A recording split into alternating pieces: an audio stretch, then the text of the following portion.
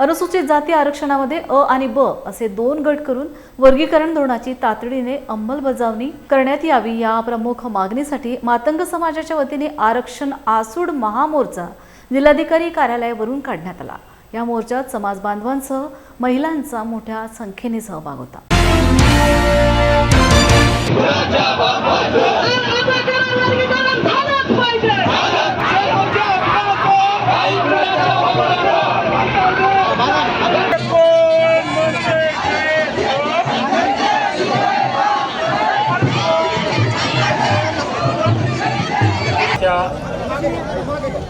या आंदोलनामध्ये उपस्थित सर्व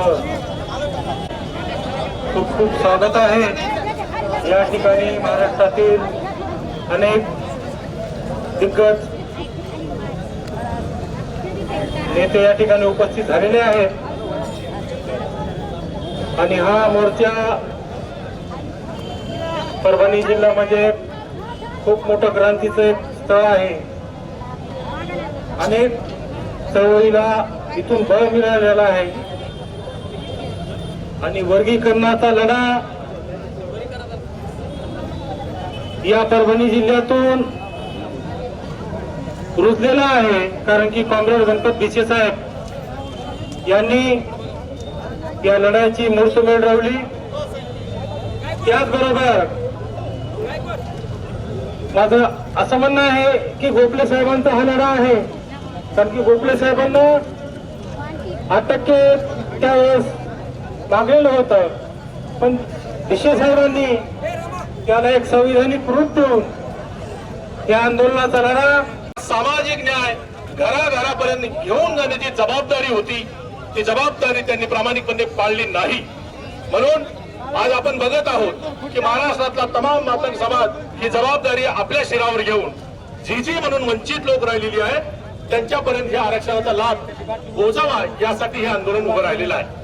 आंदोलन निर्णायक वळणावर आलेलं आहे। सरकार आणि प्रशासन ही दोन्ही मंडळी दोन्ही विचारमंच ही कामाला लागलेली आहेत आणि महाराष्ट्र हा आंदोलनाने या ठिकाणी पेट घेतलेला आहे। मी या मोर्चाला संबोधित करण्यासाठी मानवी हक्क अभियानचे नेते माननीय मच्छिंद्र गावले भाऊंना विनंती करतो की आपण मोर्चाला संबोधित करावं। त्यांच्या भविष्यासाठी ती मागणी असेल तर सर्व मातंग समाज व सर्व जो पिछडा समाज आहे अनुसूचित जातीमधला त्या पिछड्या समाजाच्या हितासाठी डॉक्टर बाबासाहेब आंबेडकरांनी हे भारतीय संविधान बनवलेलं आहे आणि भारतीय संविधान हे इथल्या सर्व दबल्या कुचल्या समाजाच्या संरक्षणासाठी उभे राहते आणि मातंग समाज हा प्रथमतः अनुसूचित जातीमधल्या सर्व दुबळ्या जातींचं प्रतिनिधित्व करीत आहे। मातंग समाज आजपर्यंत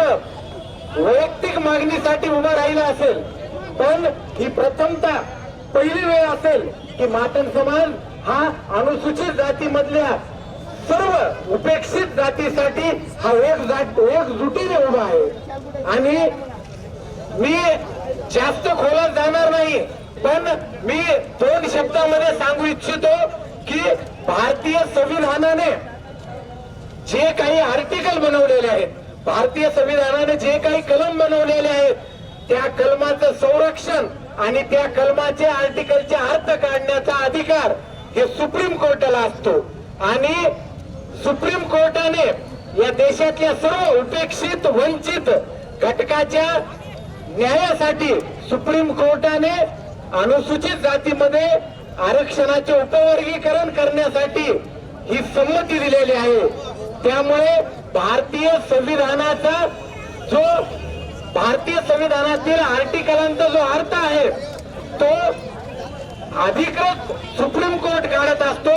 त्यामुळे सुप्रीम कोर्टाने आम्हाला अनुसूचित जातीमध्ये आरक्षणाचे वर्गीकरण करण्याचा आणि तो अंमल करण्याचा अधिकार दिलेला आहे। मी एवढेच सांगतो आणि इथल्या न्याय व्यवस्थेवर सुप्रीम कोर्टावर इथल्या संविधानावर आमचा पूर्ण भरोसा आहे। आम्ही तो अधिकार आमचा मिळवून घेऊ एवढेच सांगतो आणि येथेच थांबतो। जय भीम, जय लवजी, लाल सलाम।